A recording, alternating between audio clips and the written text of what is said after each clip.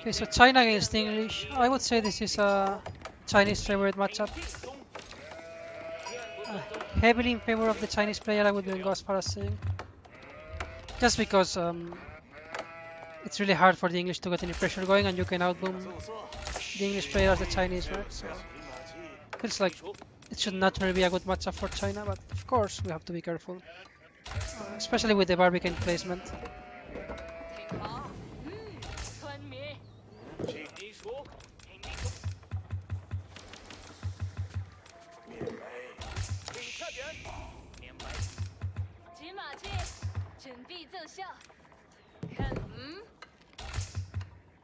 So okay, so I have back gold and forward stone. So it's good to be thinking already how I want to build my base here to be safe. Where do I want to place my Barbican? Right. Ideally, I protect this location here. So there's a strong argument to place it somewhere like here, maybe. You just gotta make sure that you don't get harassed in the back of your base if you go for such a thing, right? Like, I have to think how to defend my villagers in the wood and the stone and the wood, right? So this looks like a great location, maybe, but this is a bit scary, like the fact that he can get to my food economy.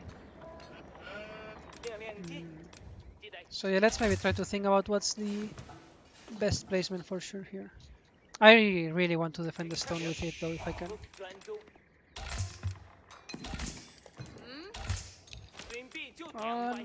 I could use some sheep here. Like in this matchup, you cannot really secure the deers, I would say, with the Barbican. Or maybe I can build it here as well. I don't know. It feels like all my stone is in this location, so I would never go up to 2 TCs if I place it here.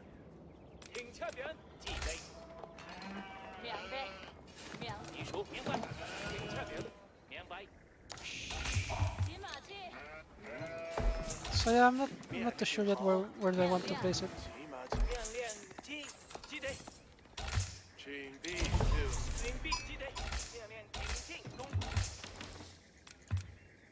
Maybe here. Maybe that's the place. It's especially important against the English.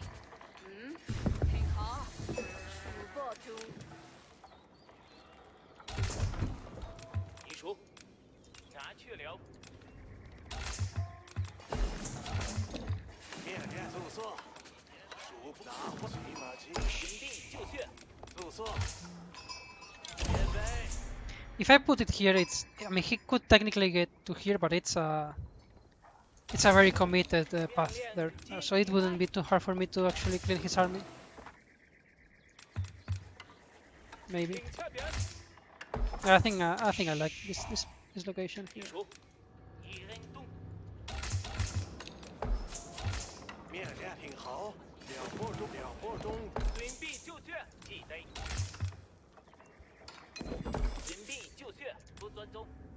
Let's check his feudal timing before coming back with the ship. Just to know whether he's going aggressive or he's going fast to TC. Let's see what's the deal. Maybe I should have built the Barbican first, because if he goes for a really fast aggression, maybe I cannot even get it in time, right? So, something to be careful about here.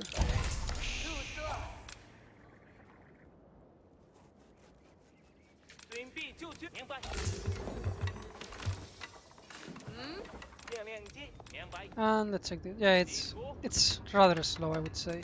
I think he can get it this 20 seconds faster. But my Barbican should be up regardless.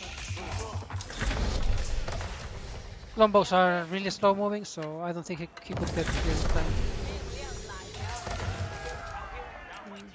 Let's check whether he's going on our racks or not.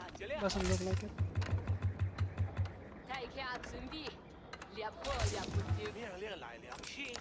So let's go for a stable if he's not building a spearman.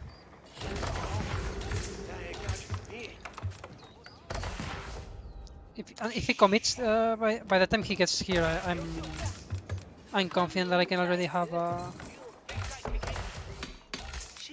horseman ready.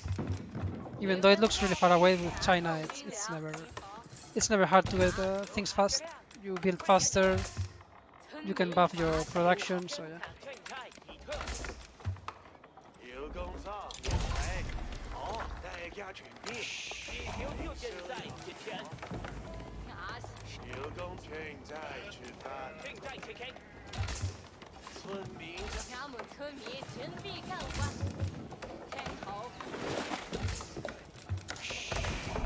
I think wheelbarrow too, it can be useful in this matchup to move villagers from one place to the other. I just don't want to rush this table if he's not gonna play aggressive, so I need to keep track of his lombos.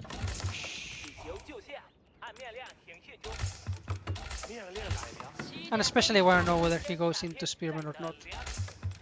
Because if he goes into Spearman, maybe I can skip the Horseman altogether and just go for Tsuganus. Okay, so he's going into a second TC.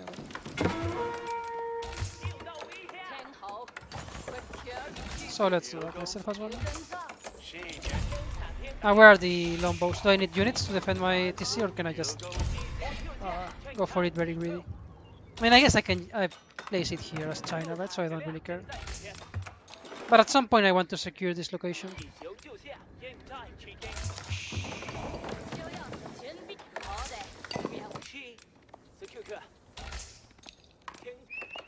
I know that he has at least 2 lombos because I saw them. Okay, so here, they are around there. So he wants to deny my foot. Since I know he's north, let's do this play. Let's try to get a TC here to secure this foot, because he's gonna be annoying here.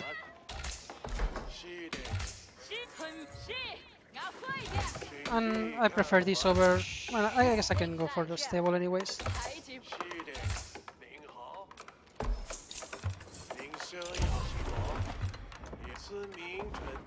I mean, you could argue that you really want to drop this in a mill due to a 20% buff. But it's not the end of the world if you do it like this. I feel it has some merits in this game.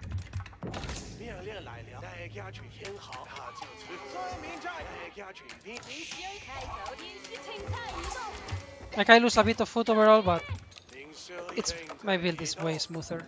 So I think I like what I'm doing here.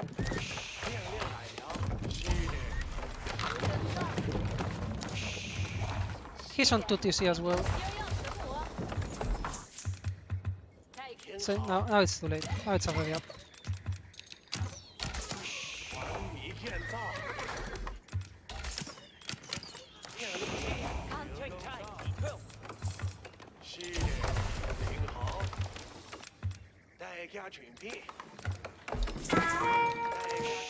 Oh, he had more red.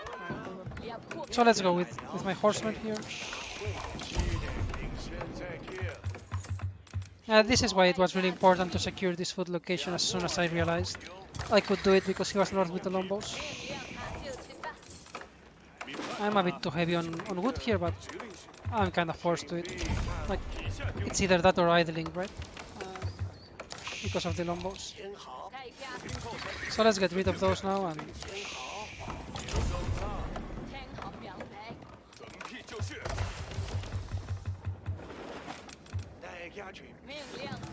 it looks like he ran away already.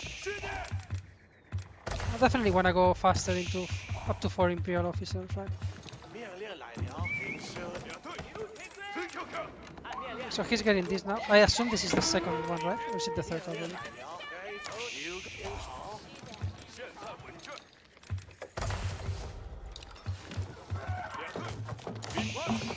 Gotta be careful to not get hit by those palisades.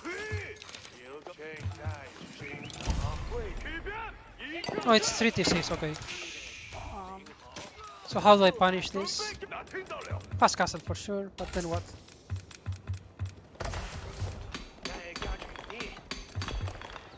Palace guards may be good enough to deal with this if I get the armor upgrades, right? This is a too greedy play for my opponent. I need to do something about it. I mean, technically I could go 3 TCs myself, but I just think I can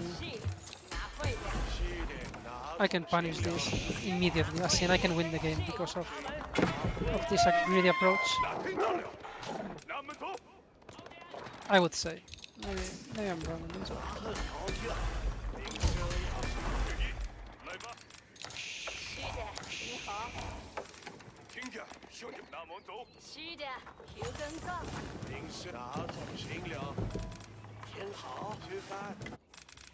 I have this other deer pack there, so I should have a very healthy Palace Guard production.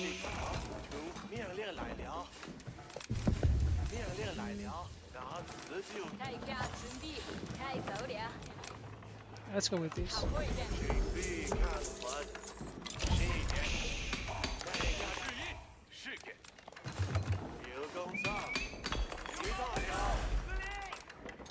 I'm missing a bit of wood for some upgrades that I think are really important. Nothing too terrible, right? As long as I have +2 range by the time I get to his base with my Palace Guards, it's fine.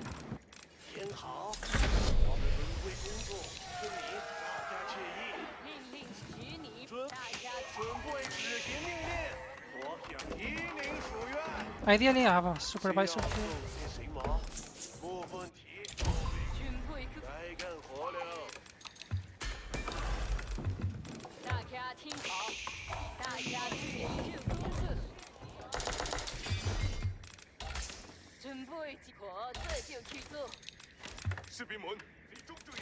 And let's start running Palace Guards. Maybe these are a bit too far away from the action, right? Like maybe building the racks here was better, just so they reach faster, the units, to my opponent's base.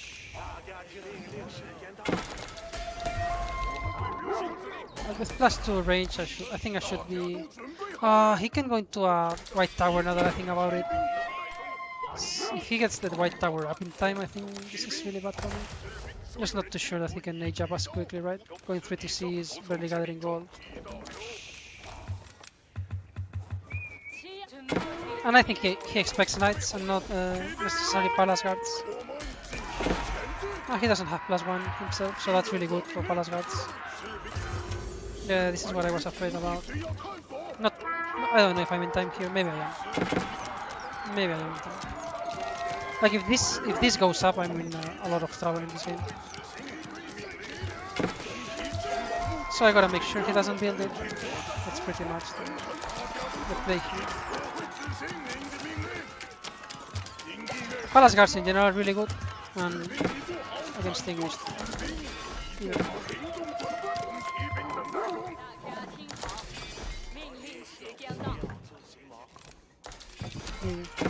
Yeah, really important to hit this timing. When you understand your opponent is going for a big eco lead, you shouldn't be afraid to make these adaptations to your usual plan.